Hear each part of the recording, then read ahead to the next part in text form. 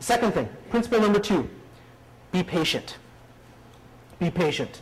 Ephesians 4:2 says this, always be humble and gentle, which we've read. Be patient with each other, making allowances for each other's faults because of your love. Be patient with each other. The Greek for this means constant, steadfast, persevere, or what I like, slowness in avenging wrong. In other words, you're slow at trying to get back at people.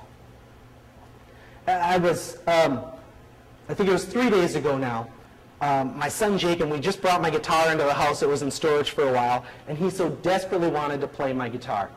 And so I'm saying, no, right? Because I have this $1,200 Taylor guitar, and I don't want him to mess with it, right? And so finally, he wore me out, and I said, okay, Jacob.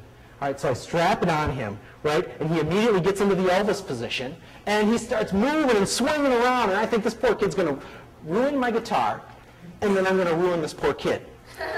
And my wife said, why don't you teach him how to play the thing? Why don't you teach him a chord?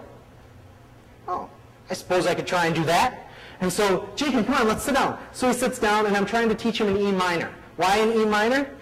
Because it's one of the easier chords to do, and if you do it correctly, you kind of look like Spider-Man. Okay? And so I'm teaching him the Spider-Man chord. All right? And he thinks that's pretty cool. But he's trying it, and he's 5, and his fingers don't really fit, and they're weak because he hasn't played a lot of guitar, and he's getting frustrated, and he wants to give up. After 10 seconds, he literally says to me, Dad, I don't want to do this. Learning is too hard. All right, go ahead, be Elvis, do whatever you want. And that's all he needed. And he's up, and he's spinning around, and he's enjoying playing the guitar. And that shows me that he had a lack of patience. Now, I understand he's 5 years old, and maybe that's okay. But do we have a lack of patience as well?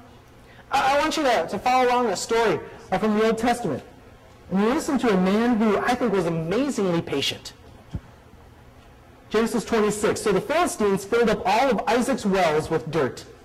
These were the wells that had been dug by the servants of his father Abraham. Finally, Abimelech ordered Isaac to leave the country. Go somewhere else, he said, for you have become too powerful for us. Isn't that kind of odd? Telling the person more powerful to leave? What does Isaac do, the one with more power? So Isaac moved away to the Gerar Valley, where he set up their tents and settled down. He reopened the wells his father had dug, which the Philistines had filled in after Abraham's death. Isaac also restored the names that Abraham had given them. Isaac's servants also dug in the Gerar Valley and discovered a well of fresh water. But then the shepherds from the Gerar came and claimed the spring. This is our water, they said, and they argued over it with Isaac's herdsmen. So Isaac named the well Esek, which means argument. Isaac's men, get this, then dug another well. But again, there was a dispute over it. So Isaac named it Sitnah, which means hostility.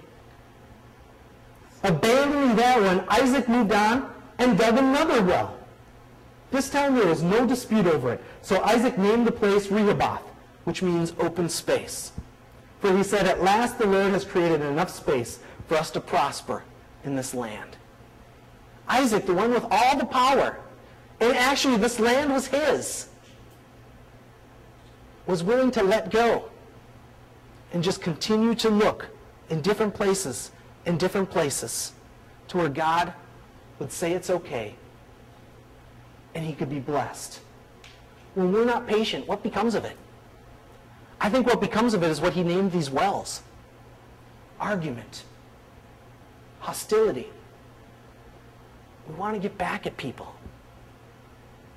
But I believe in the midst of being patient that we will come to a place, an open space, as Isaac called it, where we can truly thrive where God wants us to be.